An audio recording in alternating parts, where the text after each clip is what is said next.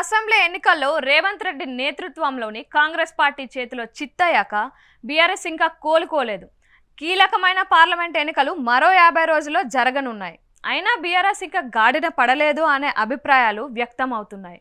ముఖ్యంగా బీఆర్ఎస్లో కీలక నేతలుగా పేరు తెచ్చుకున్న 5గురు నేతలు ఎవరికి వారే యమునా తీరే అన్నట్లు వ్యవహరిస్తున్నారు అని అంటున్నారు. ముందుగా కేసీఆర్.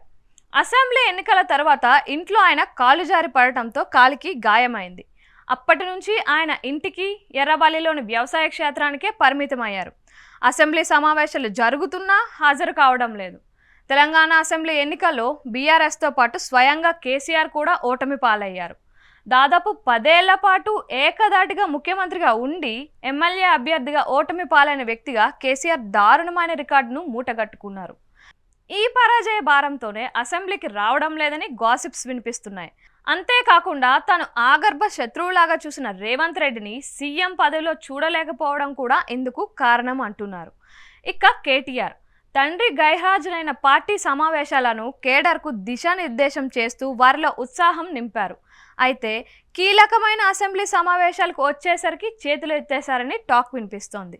కాంగ్రెస్ మంత్రులు బీఆర్ఎస్ ప్రభుత్వంలోని అవినీతిపై మూకుమ్మడిగా విరుచుకుపడడంతో ధీటైన సమాధానం చెప్పలేక కేటీఆర్ మిన్నకుండిపోతున్నారని అంటున్నారు. ఉన్నంతలో హరీష్ రావే ప్రభుత్వం పైన విరుచుకుపడుతున్నారని టాక్ వినిపిస్తోంది. ఇక జోగినపల్లి సంతోష్ రావు కేసీఆర్కు కుడి భుజంలాగా వ్యవహరించారు. తనకు మందు బిల్లలు అందించడానికి ఆయన పెట్టుకున్నానని గతంలో కేసీఆర్ వెటకారంగా వెల్లడించారు.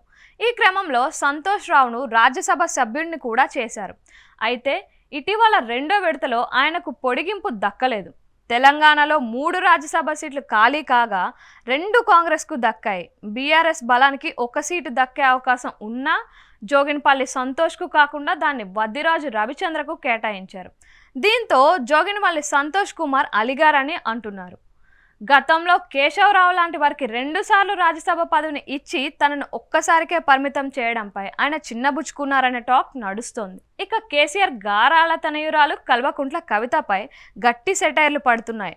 అధికారంలో ఉన్న 10 ఏళ్లు అసెంబ్లీకి జ్యోతిబాపులే విగ్రహం పెట్టలేదు. తమ ప్రభుత్వమే అధికారంలో ఉన్న విగ్రహాన్ని పెట్టాలని ఏనాడు కవిత కోరలేదు. ఇప్పుడు కాంగ్రెస్ ప్రభుత్వం అధికారంలోకి రాగానే అసెంబ్లీలో జ్యోతిబాపులే విగ్రహం పెట్టాలని ఆమె డిమాండ్ చేస్తుండడంపై అంతా విస్మయం వ్యక్తం చేస్తున్నారు. 10 ఏళ్లు ముఖ్యమంత్రిగా మీనాను ఉన్నప్పుడు ఈ విషయాన్ని అడగకుండా గుడ్డిగురానికి పళ్ళు తోమారా అని నిలదీస్తున్నారు. మరోవైపు మద్యం కుంభకోణంలో ఈడీ కేసులు ఉండటంతో బీజేపీతో పొత్తు పెట్టుకోవాలని తన తండ్రిని గట్టిగా కోరుతున్నారని తెలుస్తోంది. ఇక హరీష్ రావు తెలంగాణ ప్రభుత్వంలో అంతా కేటీఆర్ చక్రం తిప్పడంతో హరీష్ ఆటలో అరటిపండుగా మిగిలిపోయారనే అభిప్రాయాలున్నాయి. 10 ఏళ్లు అధికారంలో దాదాపు ఆయన సిద్దిపేట నియోజకవర్గానికే కేసీఆర్ పరిమితం చేశారనే ఆరోపణలున్నాయి.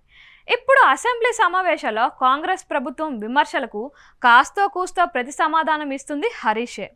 అయితే బీఆర్ఎస్ ప్రభుత్వంలో జరిగిన అవినీతిపై విమర్శలకు హరీష్ తిప్పికొట్టలేకపోతున్నారు. అందులోనూ ఆర్థిక శాఖ, నీటిపారుదల శాఖలను స్వయంగా హరీషే చూశారు. కాళేశ్వరంలో భారీ అవినీతి జరిగిందని కాగ్ నివేదిక వివరించడంతో ఆయనకు ఇబ్బందిగా మారింది. దీంతో విచారణ నుంచి తప్పించుకోవడానికి బీజేపీతో పొత్తు కావాలని కోరుకుంటున్నట్లు తెలుస్తోంది.